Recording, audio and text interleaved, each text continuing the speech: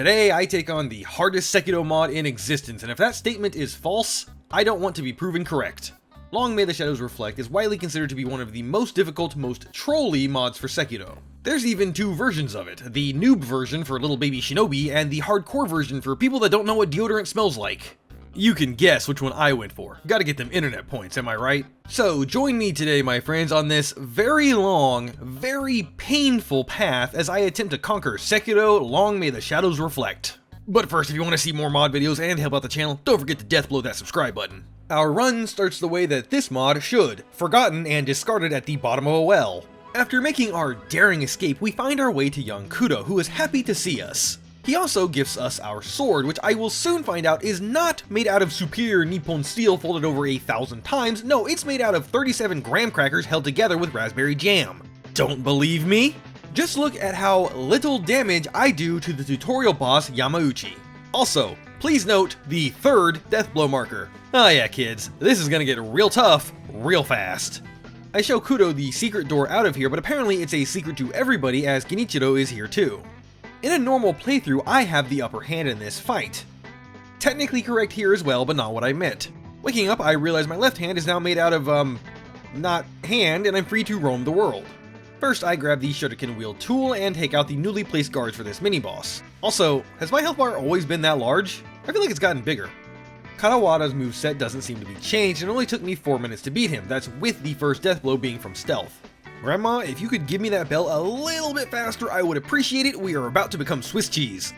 At first, the mod didn't really seem that bad. It placed a few more enemies around, but taking it slow and paying attention let me get by any situation. Oh, how naive I was. For a run like this, it would pay to know every single item placement and enemy in the game. Fortunately for you all, despite loving this game, I don't have that kind of extensive knowledge. A quick trip to the wiki would fix this, but every time I open my browser, I can't help but get distracted by JK's handsome face in his videos. If only I could focus.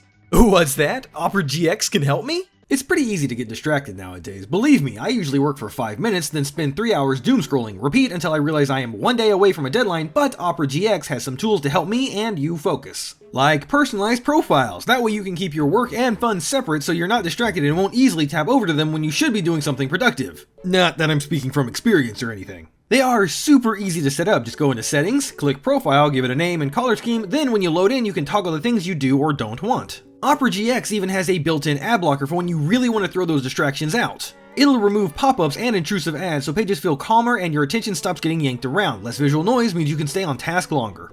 They even have these cool workspaces where you can organize everything even further. You can separate out stuff like your work, research, and study, so one click can move you into the right space with the right tabs. Speaking of, you can even group those tabs together to form little tab islands for extra organization. Seriously, I wish browsers were this advanced when I was in school, maybe then I wouldn't have to make so many level up int jokes. Make sure to click my link in the description below to download Opera GX for free.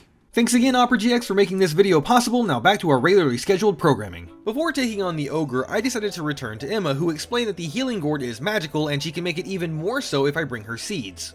I fit the loaded shuriken, unironically one of the best tools in the whole mod, then drink a tiny bit too much sake and wake up 3 years ago at Hirata Estate. Alright, I'll just sneak up on these guys and everything's fine. Dang it. Plan B, I go for a little midnight dip. Pot Noble, I have scale if you have wares, what the fuck do you mean it costs 25 scales for a single piece of paper? Are there even 25 in the game? How am I gonna get all those for one, let alone all the new things? Yeah, well that's a problem for future me. Near the flame barrel, I learned that fire arrows hurt. Also, I'm not sure, but I think the projectile speed was increased slightly, not much, but enough for me to become a pincushion. After taking care of all the enemies for no reason aside from the flex, I grab the flame barrel. Yep, I can already tell that's gonna be a pain in the ass. I also grab the axe while I'm here, but that takes care of Hirata Estate for now. I use the 2 skill points I got to get Mikiri counter, then take on the chained ogre. In a normal playthrough, you can power through a lot of its first health bar's posture meter while it's still restrained. Yeah, not so much here. Fire does still make him recoil in fear, but that doesn't really matter so much when he just soaks up damage like a sponge. In the end, this encounter took me almost 7 minutes. 7! That's actually ridiculous, and it's only going to get worse and worse as the game goes on. I grab the gourd seed from above, knowing I'll need it later, and return to Emma so I can have more healing. My next target is General Yamauchi, who only took 3 minutes. But to be fair, that's because I took one of his life counters right at the beginning. I won't keep mentioning the time it takes to beat the bosses unless it's something crazy outlandish, but just so you know, the number keeps going up. After fighting the other things in this mod, I think the giant snake the size of an oil tanker is going to be the least of my worries. Let's just skip ahead to the first major boss of the run, Gyoubu. Honestly, I don't think this fight was changed. I mean moveset wise, obviously he has 3 health bars and takes as much damage as a toddler teething on a skyscraper, but this was a pretty easy fight overall. It only took me 10 minutes, but hey. It also had the unintentional side effect to make me think that this mod wasn't hard in the sense that the bosses had been reworked to be something difficult, just that they now take so long you die of boredom before finishing, or more likely lose your focus for a split second and then die, then decide you don't want to try again. I wish that was the case. Either way, he's dead and I take grappling hook attack as well as chasing slice for my troubles. I then meet this mysterious and disturbingly tall man in a nearby tower and he requests that I exterminate some rats. When I go to Ratata's habitat, I had already been discovered due to the large number of enemies in this area. However, that was something that I could actually use to my advantage as I was able to slip away and then return for some easy stealth death blows. The actual main target of the side quest apparently never noticed the commotion, so he too took a long dirt nap. After returning to Tall, Creaky, and Smelly, I tell him I gribbled his rat problems and he gives me a book, probably about cool sword tricks and stuff. I then spent a little bit of money on some firecrackers and make my way over to the Blazing Bull, except here I made a miscalculation. See, normally you would just sprint in and then quickly dispatch the nearby ad before aggroing the boss, which stops the conga line of soldiers from funneling in behind you. But in this mod, because everything takes way too long to kill, several enemies managed to get into the boss arena before the fight started, and there were already more than normal anyway. So I ended up running around the arena hoping the bull would take care of CC. It didn't work out so well. Boy howdy, am I glad this game doesn't run on Dark Souls 2 logic. Jane, replay that but put a Wilhelm scream on it. Haha, nice. Once all the ads were dealt with, the fight became much easier. I just stood at a distance and parried his charge, then smacked his head with my axe for some, good damage. You'll also notice that this boss only has one deathblow marker. Apparently for some of the bosses, the mod author tried to add more than their normal amount, but it messes with their AI or something. Not sure, I'll just call it a blessing in disguise, and before long, the Blazing Bull has become mincemeat. And with that, I have arrived at Ashina Castle. First thing I do is unlock Ichimonji. It itself might be helpful, but what I was more interested in was the skills that followed it, as they all affect posture damage or recovery directly. At this point I had a choice, and normally I would just go do Corrupted Monk first. However, I knew that this mod had a reputation for being listed as a synonym to CBT, so I figured going the intended path to Genichiro would be best. Unsurprisingly, they make the best enemy in the game a mini-boss, as basically every mod does. But what was a shock is that they actually made it a mandatory mini-boss, as now there is a fog covering the window into the castle. The game doesn't even let me jump off the ledge in an attempt to escape the boss. I somehow managed to get him trapped in a corner and was able to loop him. I say somehow because, spoiler alert, this fight took many tries, and this was the only time I was able to do it. Any other time I got him stuck, he would just break out of it. But anyway, at first I thought I had this in the bag. Until he exploded and summoned 2 ghost puppies. Yeah, the fight rapidly went downhill from there. Oh, and he set his weapon on fire just for the extra pain, you know, as is par for the course with this mod. I gave him a couple more tries, but it was clear this was going nowhere fast, so I made like an explosion and blew it off for later. Instead, I made my way over to the Ashina Reservoir, I suppose defaulting to my normal path. And of course, I make sure to grab Gyoubu's broken horn for later. Now, initially I wanted to take on 7 Spears McLikes to Enema up there, so I spent like 10 or so minutes slowly clearing all the enemies out, pretty much totally fine. Until this one dude, this one guy decided to ruin me with his big sword. Like, I went in with a lot of health and heals and he just dropped me like a sack of moldy emos.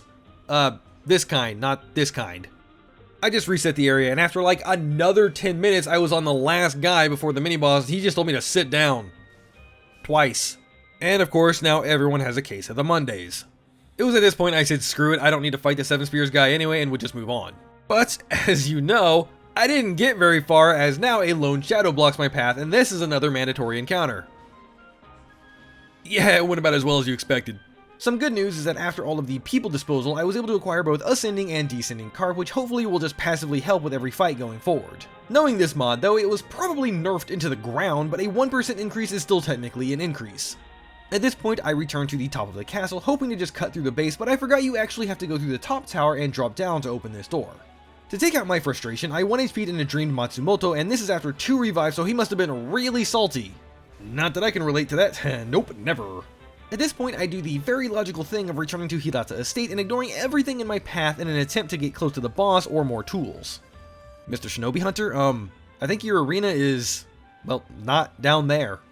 Fortunately, this mini-boss wasn't changed, so it was only a matter of time before he showed me who his favorite Final Fantasy character was. Unfortunately, because of course that always follows the fortunately, the next section is absolutely crawling with dudes, regular ones, archers, minor shinobi hunters, and to cap it all off, a brand new mini-boss!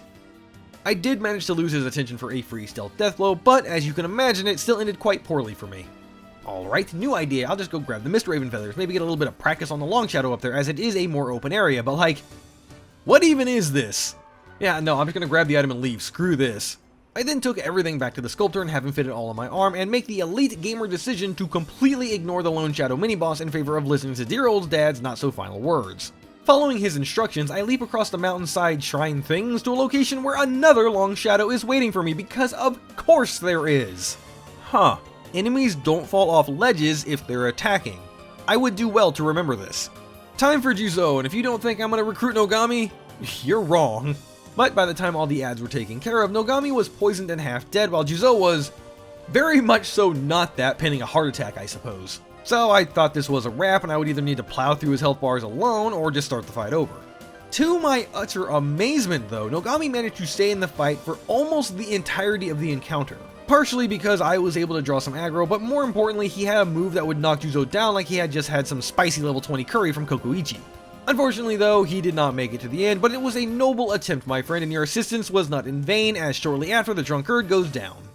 I pick up the nearby goodies, mainly this prayer bead, then take flowing waters to reduce my posture damage when hit with a pointy stick. I also had enough beads to make a second prayer necklace, increasing my health and posture further, but I'm honestly not sure how much it helps. Again, being optimistic, anything more than 0 is technically helpful. I make a quick return trip to this memorial mob to buy a gourd seed, then pass them off to Emma to increase my healing in preparation for Madame Butterfly. That looked like way more kunai than normal. I can tell this is going to be fun. Oh, and they inflict poison? That's cool. I'm sorry, did she just heal and recover posture off that grab? Oh no. I gave her 2 more tries, which doesn't seem like a lot, but that was about 20-ish minutes before deciding, yeah, I should probably just put a pin in her for later. So that's what, 3 bosses now that I need to get good for? Luckily, there is one other path I can take, which is towards Senpou Temple. On my way there though, I encountered Takamine Kodo, a red-eyed general mini-boss with 3 ads, and I decided no more running. Hesitation is defeat. Defeat is also defeat, but hey. Second try though, I managed to clear out the ads, and remembering my training, I was able to topple the, crazed general guy. He drops a special prayer bead item new to the mod. Currently, not a clue what it does, but hey. I take Breath of Nature Light for the posture regen on a death blow, then try to sneak by this duo boss. But of course you can't, and it's mandatory. And they teleport. Listen, mod author, who hurt you? Like really, we can talk about it. At this point I was kind of running out of options and unsure what to do. Every path I took had a solid brick wall, but not like the normal walls we are used to. These ones are reinforced with steel and rebarbed for miles. Headbutting might work, but not in any reasonable amount of time. If I could kill Mr. Dog God here, I could make progress towards Geni, which I would assume is the easy path. Miss Butterworth here doesn't gain any progression, but if I manage to take her down, I would get a memory to increase my attack power, making every other fight slightly easier. And of course, Bald and Balder here do gate the whole rest of Senpou Temple, but I don't think the monkeys are accessible yet, even if I manage to get there, but they would still be an easy kill. Probably when I do, for more attack power. It was looking tough, but then I made a connection. The monk twins can't fall off the ledge while they attack, so as long as I keep them occupied, they will keep swinging and it's fine. Okay, well it's not fine, this isn't completely safe. They are able to just walk off the ledge, and the one with a staff does have a couple swings that can clip me.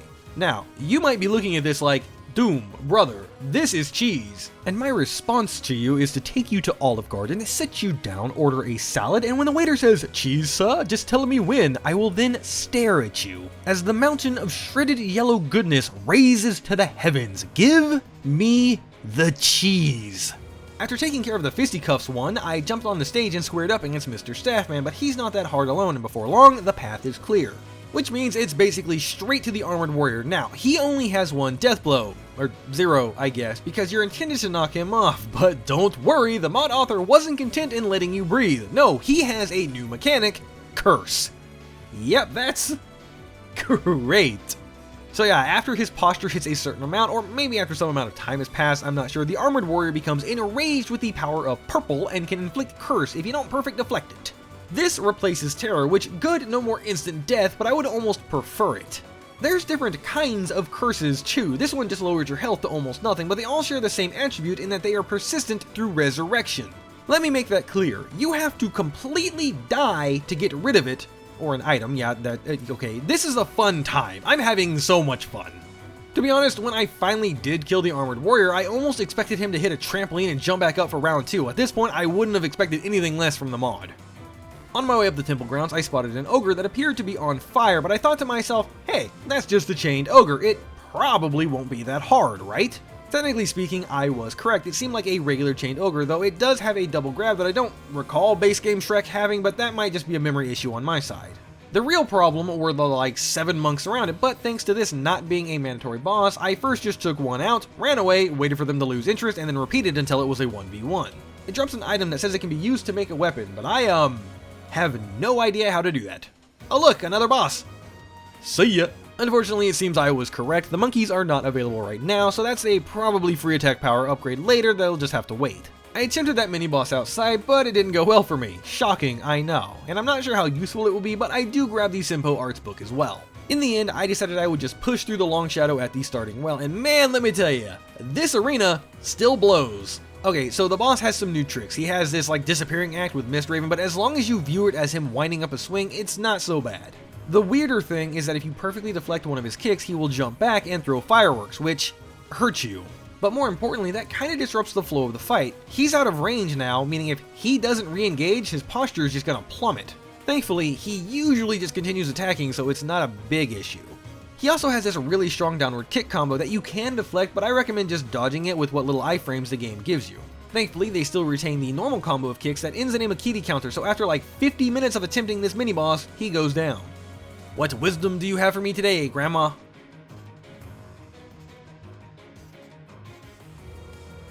Well, that's ominous. I grab mid-air deflection, not sure how useful it will be, but hey, and then head in to see my old pal Snake Eyes. Now, normally I take care of the 2 ads that have eyes on her, then I get a backstab and just polish off that last health bar, but you wanna know how I fight her here? I don't! I literally just stand up here until she poisons herself, then jump down to take care of the health bar. This is 30 minutes of my life I'll never get back, but let's be real, this mod as a whole took like 19 years off by itself, so what's another half hour? Now I have access to the hidden village, and the first thing I do is run around murdering chickens like I'm about to open a Popeyes. That's not slander, I fucking love Popeyes. Please sponsor me, I will shill for 5 spicy tendies. Okay, I knew they were going to change the Miss Noble fight, but how? Ah, I see. Death by ghostly enema. Good plan. I tried a Snapseed hoping it would dispel the visions of Thanksgiving Day. Surprise, it doesn't.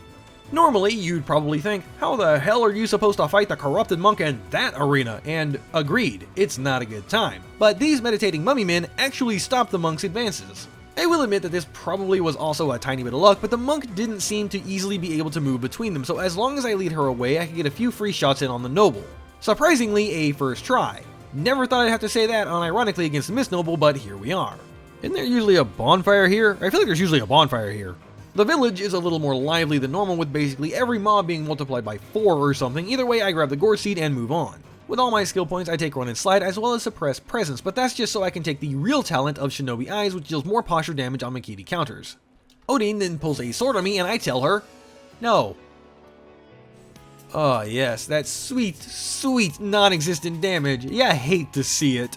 I gave Corrupted Monk a handful of tries. She isn't super hard, but the fight just takes so fucking long that if I lose focus, I'm just dead. Yeah, I'll need to come back for her later, and while she does gatekeep the main story, that's not a problem. Right now. As such, I return to Ashina Castle with my resolve to take down the nightjar mini-boss stronger than ever. I needed to get into Ashina Castle, and he's the only thing standing in my way. The only tip I have for this fight, like combat-wise, is to just keep running him down. He will constantly backflip away from you, so just keep up the pressure. However, there are some better survival tips I can offer. First, don't chase him too far to the side of the castle with the other ads, as they will aggro and you'll be overwhelmed. Next, you can knock him out of buffing his weapon with fire. It's just a very small window to do so, so you're more likely to do that just by swinging at him anyway instead of trying to time it. Lastly, and most importantly, if you push his third phase hoping he will despawn the dogs, even if only to respawn them again, don't! He just spawns more and now it's a 5v1. When the dogs are on the playing field, I would keep my distance as they only attack if you're close and then use a shuriken to chasing slice to land a hit before backing off. Also, they blow up after they die because Man, I don't know anymore. They just do. But on that note, I would also highly recommend bringing the red gourd to help with fire buildup. In fact, buy all the gourds when you can. Through sheer force of will, a little luck, and the goated chasing slice ability, the boss falls and I can finally make progress in the game. Why am I doing this? You right, Jane? I sneak around the perimeter because I was not risking another random boss popping up and stopping me. Then I slip into the castle, grab the gourd seed, and touch the bonfire. You have no idea how good this felt. First order of business is to drop down and grab Sabi Maru. I'm not sure how useful it would be, but it's better than nothing. Why do I keep having to say that in this run? I then head out back of the castle, down the path through the shrine, and make my way to the gun fort. Snake Eyes here does have a few changes, namely that the grab now has a follow-up with hyper armor that chains a double shot. Okay, stop me if you've heard this one before. I gave her a few tries, but got nowhere fast. Then I thought, hey, I have Sabi Maru. That's Odine's weakness. Maybe she'll be easier. She was not. So, in base game, Odine is super weak to Sabi Maru. One full combo will proc poison, which chunks her posture meter in half. Not here. She tanks that thing like a pro. Even landing it multiple times, nothing happens, which really sucks, man. I feel like all I'm doing is complaining about this mod, and like, I kind of am, but I'm trying. I'm really trying. Eventually, the theme followed here as well, and I gave up. I just need to go do Genichiro. Hopefully, he's not too bad. Back at the castle, I work my way through the Ashina Elite, who are only marginally more annoying, and I grab some Lazulite confetti, which is apparently just stronger divine confetti, meaning it will stay in the inventory even harder. Of course they put a nightjar up here. Of course they put a nightjar up here. They changed the actual Ashina Elite fight. He's no longer a deflect test. He's now a deflect test times 2 with 3 health bars and occasionally uses other moves. Personally, I'm kind of on the fence with this. Like, I feel the reason he was the elite is because he mastered one technique, right? Giving him the double deflect is fine, but why give him more moves? Let the lore man lore. It did take me a couple of tries, but I found that chasing him down with chasing slice after the double deflect was a pretty useful way to keep up the pressure. I farm a bit in Mibu Village just so I can not lose all progress to the next level, but more importantly I can buy the Iron Fortress and Anti-Air Deathblow text items, and now it's time for Genichiro. This did not go well. The only thing that kept me going was this gooner ass screenshot during the loading. Seriously, do I have to fight this hot Ishin because I'm a lose? Okay, Genichiro, I gotta praise the mod where it's deserved, which is only like twice, but still. I like the changes made to the memory bosses. Like, the actual moveset changes made to the bosses feel good. Don't misunderstand me, they are hard, but the movesets don't feel so bullshitty. Fast and sometimes relentless with the occasional okay move, but not so overpoweringly hard you can't deal with them. But that's like it. The rest of the mod is horrible. That being said, all of the bosses take so long to kill. Having 3 death blow markers and taking like 90 years to get through one of them is just, it's exhausting. The mod author's page does say he believes fights should take a long time as they are epic duels, and part of me agrees, but it's a bit overdone. Either add a death blow marker or make them take longer, not both. Ironically, that is apparently something that they did. I learned later, but haven't confirmed myself, that the noob version of the mod actually has the normal amount of death blow markers, so there you go. Anyway, about Genichiro specifically. He has a really fast overhead slash attack, but it has this shine tell, so it's not so bad. And his arrows are replaced with fire arrows, but any single shots are easy to sidestep. Fortunately, he jumps up for the triple arrow attack, and a shuriken will knock him out of it, allowing for a chasing slice follow-up. Other than that, I use the umbrella to stop his dragon flash attack. I'm just bad at normal deflecting it. Phase 1 is actually pretty easy, relatively speaking. Phase 2 is where it gets a bit juicy. His easy to Makita counter stab is not so easy as he has lightning on it, so you can't just step on the blade. I ended up jumping over him as I found that easier than trying to sidestep it. Honestly, the only attack in his kit for phase 2 that sucks is a very quick lightning attack. He usually follows it up after a 2-hit combo, so you know it's coming, but once or twice he fired it off randomly and it just felt like there was no time to react to it. He'll also do it after an attack where he sheaths his sword and runs at you, but that can sometimes be a dragon flash attack as well. Also, I would like to point out that this form has 2 health bars, meaning a total of 5 death blows for one fight. The winning attempt only took 8 minutes, but that comes after hours of failures and attempting to understand what I needed to do for each attack he has. But yeah, no, I kinda like this version of Geni. It was a fun fight. Will that hold out for the rest of the run? Probably not. Genichiro, of course, rises from the ashes like the Dark Phoenix he is, promising that I'll rue the day or something, I don't know. Come back when you're ready for another fight, buddy. Kudo asked me how many times I've died, wondering if it's 2 or 3, and like, brother, are you trying to make me feel bad? Ishin and I share a drink over me kicking the crap out of his grandson, and he tells me about the Mortal Blade, a legendary weapon that kills whoever uses it, so it must be great for pacifist Oblivion runs. Lastly, I grab the gunfort key for later. Back at Senpou, I ring the bells of Monk Awakening.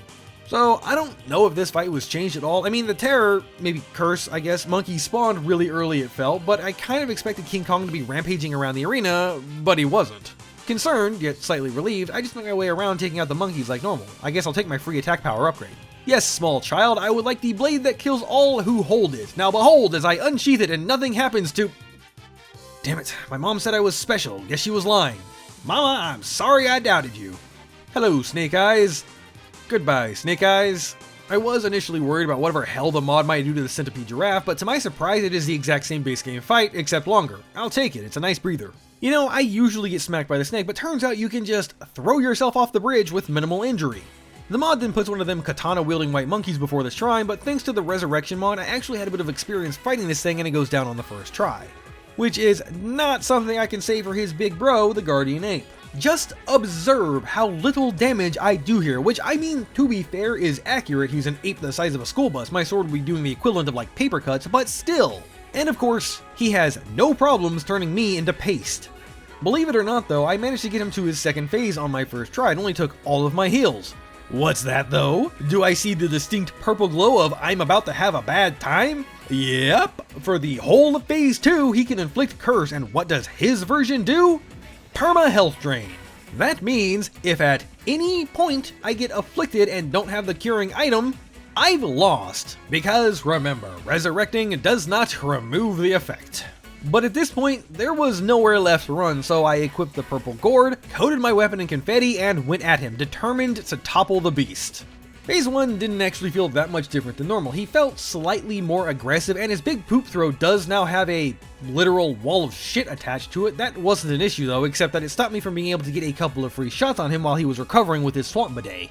Normally, I would start this fight using a couple of mortal draws. In fact, that was how my first strat went, but the damage is so low, it just doesn't matter. It's better to save the spirit emblems for the spear pulls in phase 2. He does have this massive leap attack that I don't think is in his normal kit, and a few times I was sneakily able to dodge it and get back in for more damage, but it was much easier to just block the hit. One of the things I switched to doing was using Ichimoji, mostly because it helped manage my own posture bar. And after what felt like forever, I got him to phase 2. Now, for this phase, when he screams, he actually summons these worm nexus void things. I'm assuming they inflict curse, I'm not sure, I never let them hit me. Aside from that though, his moveset really hasn't changed. I mean, he does have this combo extender type attack, but it's the same swings he normally does, just a bit faster. Really, the scariest part about this encounter is just the curse buildup. Messing up too many deflects in a row resulting in instant loss is absolutely brutal. That being said, if he ever does the crashing sword attack and you deflect it, you can still yoink the centipede out and deal massive damage. I'm not sure if this was something that couldn't be changed or the mod author just had a stroke of kindness in his bleak, darkness-filled heart, but I'm thankful for it. But you know what I'm not thankful for? The fact that this fight took 18 minutes! Now listen, I'm no Ong Ball, okay? I wasn't playing at Giga Chad peak here, but I wasn't fumbling around with my dipstick in my hand either. 18 minutes for a single fight is absurd. And yes, I know, fist only Elden Ring Doom, fist only this. This isn't fist only, this is a regular sword against a boss with only 2 health bars. It's a bit much. But despite everything the monkey tried to throw at me, including his literal feces, I prevailed. I remember to grab the stupid flower this time and make my way back to the corrupted monk. Now, I know there is a cheese for this where you fist full of Asher and snap seeds and such, but I wanted to square up legit. After all, it's just a 1v1. I hope.